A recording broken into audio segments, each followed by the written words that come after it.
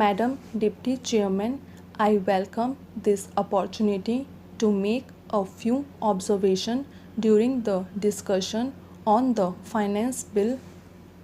At this stage, therefore, it is better to use this opportunity to make a survey of the economic situation and find out what the present condition of the people is, whether they are satisfied, and if they are not satisfied, what the reasons are.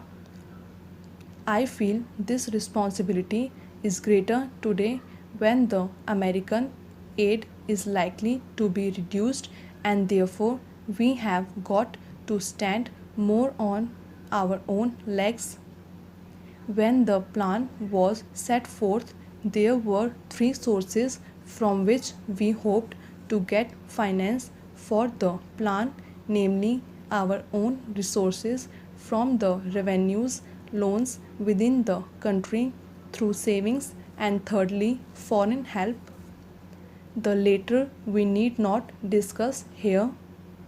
If we study the accomplishments of the plan and the resources that it has been possible to raise, we cannot deny that our expectations have not been fulfilled, and we have therefore to find out the reasons which have led to that situation. Here, incidentally, I would like to touch in a sentence or two the entire theme of the speech of Mr. Bhupesh Gupta.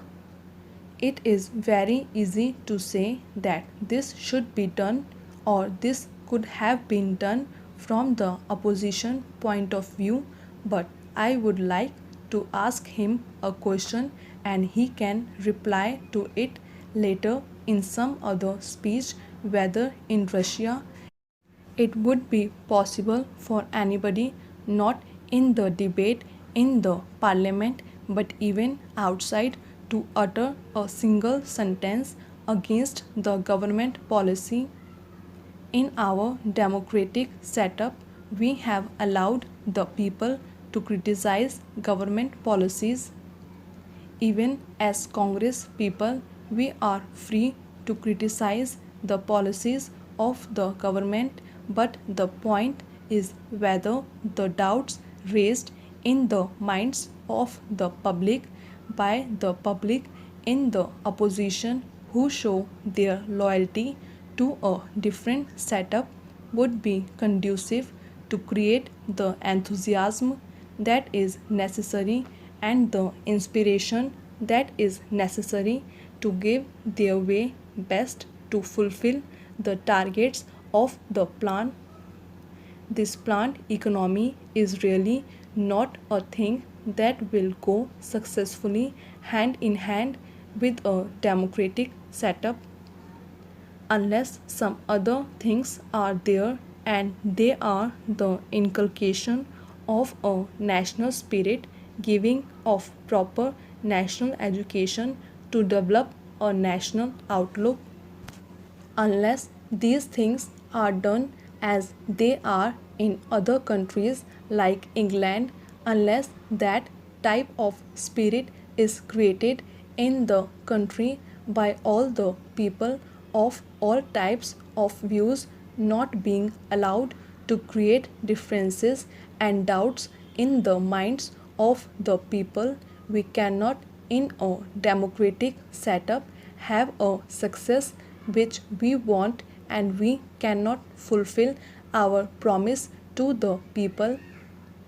Without going further into that aspect which really came to my mind as a result of the long speech of Mr. Bhupesh Gupta, I would like to make a few suggestions so that a proper attitude towards giving of one's best to the plan and to raise the national economy can be developed. I would like to mention 3 or 4 points. Firstly, we have to see that we take steps to check corruption at any level, whether it is among the people in the public sector or among the officials, then we have also to see that we give a proper type of education, rouse a proper spirit of service. We must also check the trends for inflation and also lay stress on austerity so that the people will feel that there is something at stake. I would not like to take much time off the house. The main problem in our country is the growing population, and in spite of all the efforts that are made to raise the standard of living and raise production, etc., the results are not as easily perceptible as they should have been. That is a separate problem by itself, but in spite of that, it is possible for the government to show better results if the government were to undertake immediately and see that some of the promises that are made, the acts that are passed, and the plans that are drawn up are properly implemented. I have been seeing this lacuna in the present position. Now the government have started a new ministry called the Coordination Ministry. It was very necessary because the plans of the different ministries sometimes were likely to go contrary to each other's aims. I do not want to go into details. For instance, take the question of the promotion of export. A commodity may be exported, but the price of that commodity in the country to the consumer may go on rising. Who is to see to that?